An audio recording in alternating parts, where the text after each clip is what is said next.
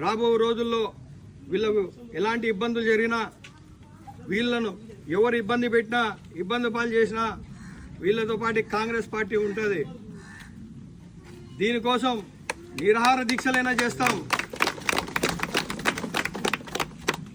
దీనికోసం ఆమర నిరాహార దీక్షలైనా చేస్తాం. కలెక్టర్ని కలుస్తాం. అలాగే ముఖ్యమంత్రి కార్యాలయానికి కూడా వెళ్ళి ఇక్కడ ఉన్న మా బాధను, మా కష్టాలను తెలియజేస్తాం.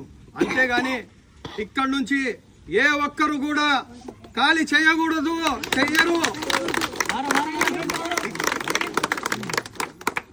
ఇక్కడే ఉంటాం, ఎవరు ఖాళీ చేయించలేరు. ఏమైనా సరే నేను ఇప్పటి నుంచి ఈ ప్రాంతానికి ప్రతి వారం ఒక్కసారన్నా నేను వచ్చి వెళ్తాను. ఏ ఒక్క ఇబ్బంది జరిగినా, ఏ ఒక్కరు వీళ్ళకి వచ్చి ఇబ్బంది పెట్టినా కూడా మేము తీవ్రంగా వ్యతిరేకిస్తామని చెప్పి ప్రజాపక్షాన నిలబడతాం, ఈ పేద ప్రజల పక్షాన నిలబడతామని చెప్పి ఈ సందర్భంగా తెలియజేస్తా ఉన్నాను.